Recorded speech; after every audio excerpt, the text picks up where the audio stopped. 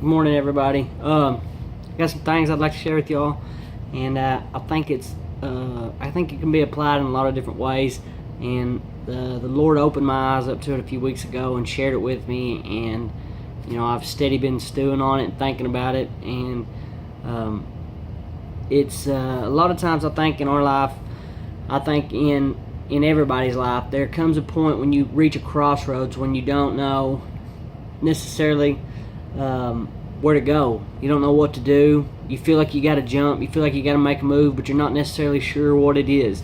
And a lot of times I think we need to let God be God and us be us. And sometimes we try to do too much.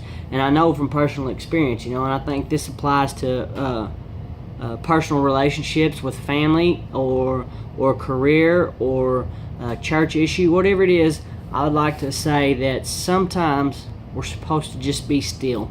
I know that sounds crazy because I think I've always kind of lived by the motto of do something even if it's wrong, which probably isn't a good motto to live by, but always do something. It's kind of how I've always been, and I think a lot of people are. I gotta do something even if it's wrong. I'm gonna do something.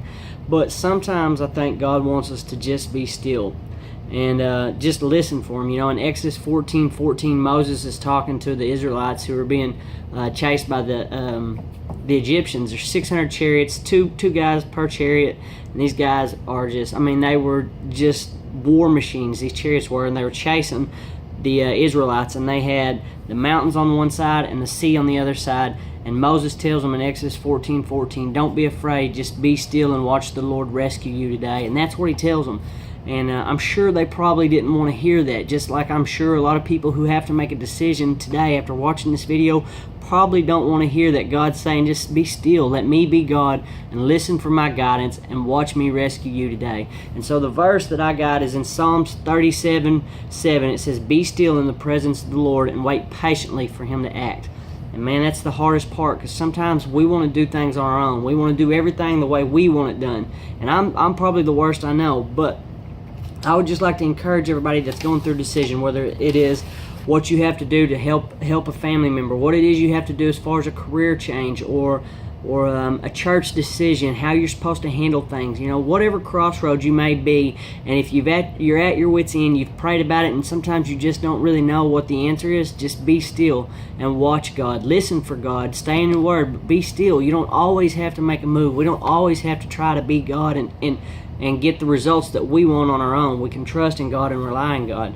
And a lot of times, people say just be still and listen for God. Well, if you're anything like me, sometimes you don't know if you're hearing from God or not. So I'd like to give y'all an example of how I know I heard from God and show y'all how God speaks to us sometimes. I have a friend that I just hate to give him any credit, but he did good. As a friend of mine by the name of Jeff Monks, and me and him were talking about some cows and some things that I was trying to do, and I was frustrated. I had a bunch of stuff going on, and I was trying to make a decision on what to do on some property and some cows, and I was talking to him, and he gave me his advice, which it wasn't really what I wanted to hear, and I tried arguing my point, and he argued his point, and finally I told him, I said, man, I just don't feel like I'm getting an answer. I feel like I've got to do something, I got to make a move, and I don't know what it is. And he told me, and this was the first week of August, he tells me, he says, maybe God just wants you to be still. And I thought, man, whatever, and I just left it alone. I understood, and I thought that was good advice. And like I said, as much as I hate to give him credit, he hit the nail on the head.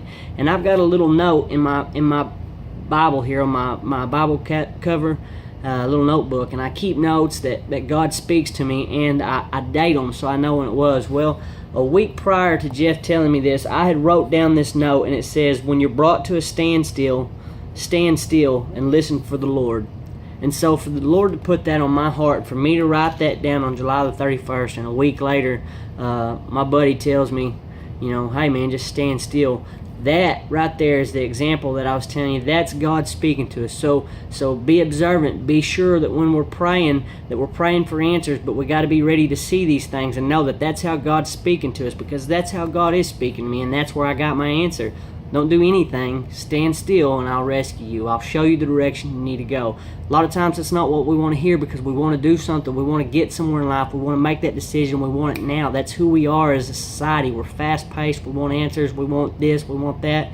And so I'd like to encourage everybody to remember Psalms 37:7. Be still in the presence of the Lord. Wait patiently for Him to act.